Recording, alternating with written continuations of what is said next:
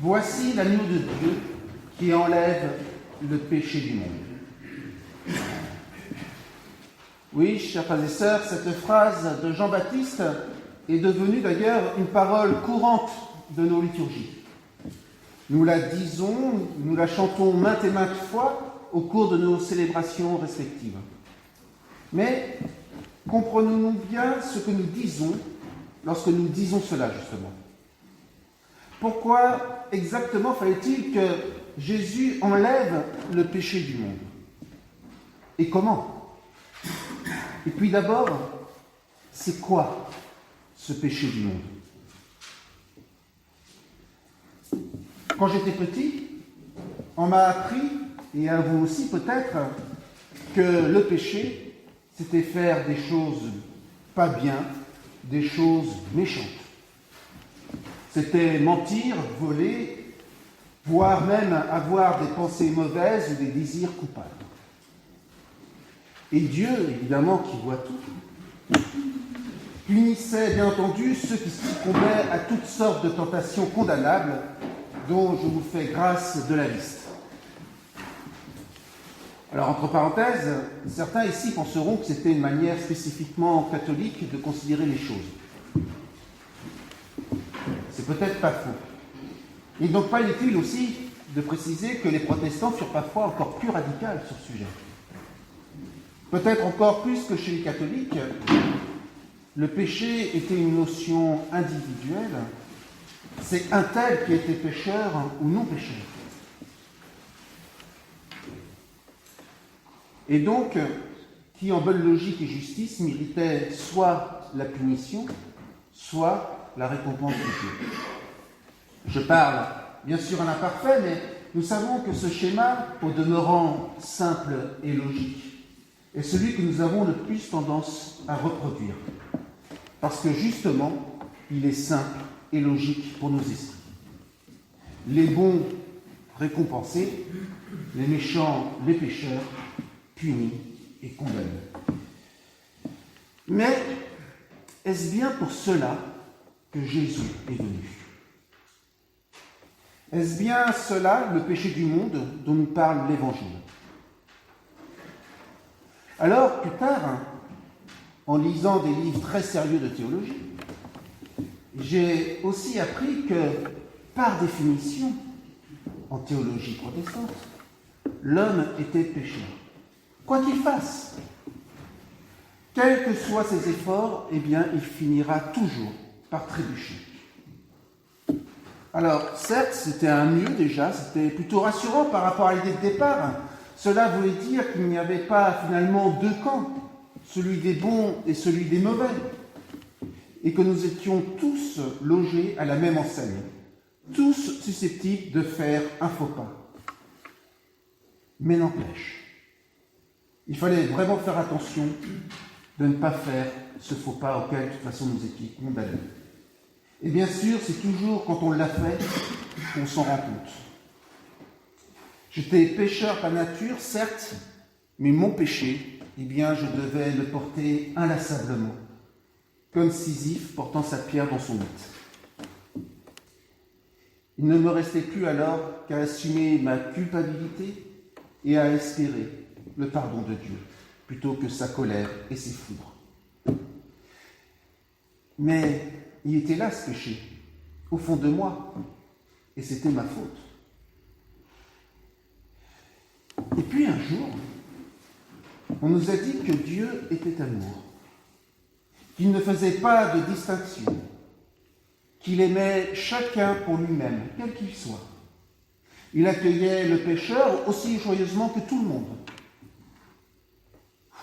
Enfin, nous nous sentions mieux, une bulle de respiration. Plus de culpabilité, plus d'efforts, plus de problèmes moraux. Nous pouvions faire ce que nous voulions, après tout. Dieu nous avait créés libres. Et au final, l'amour de Dieu engloberait tout. Nous étions enfin débarrassés de ce mot embêtant de péché, le reléguant dans les domaines de la psychologie ou de la psychanalyse, convaincus que ce n'était plus qu'une sorte de maladie passagère, parfois guérissable. Mais voilà. Voilà qu'au réveil, nous nous sommes rendus compte que nous n'étions pas seuls, seuls avec nous-mêmes, ni seuls avec Dieu, mais que nous n'étions qu'une infime partie du monde, à la fois coupés de lui dans notre individualité, mais aussi irrémédiablement solidaires de lui de par notre simple existence.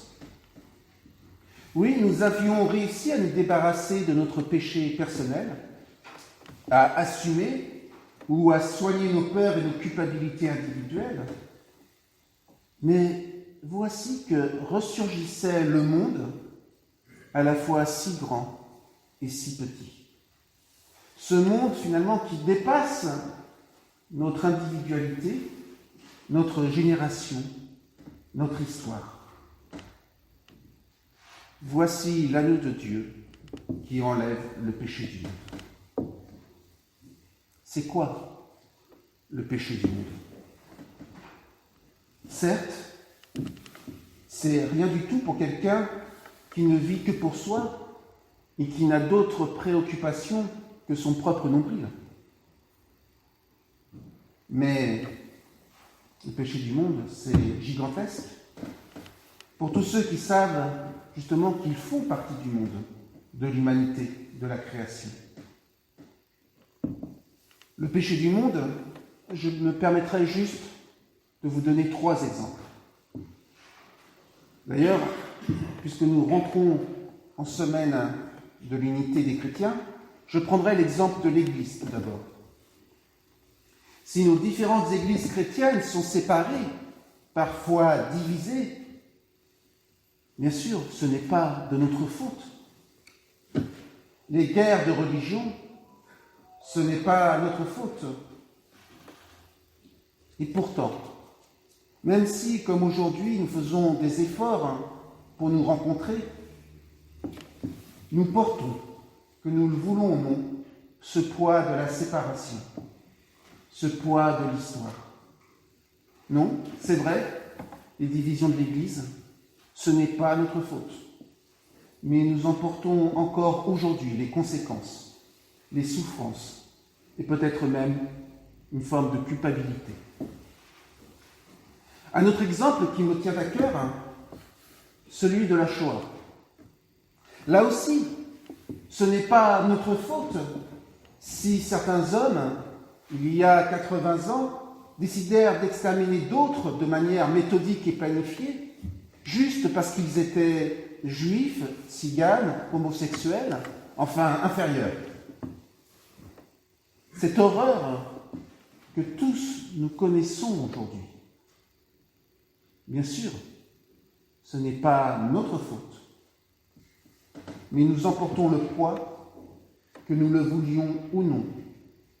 Ce poids de voir jusqu'où l'humain peut arriver dans la sauvagerie et le non-respect de la vie.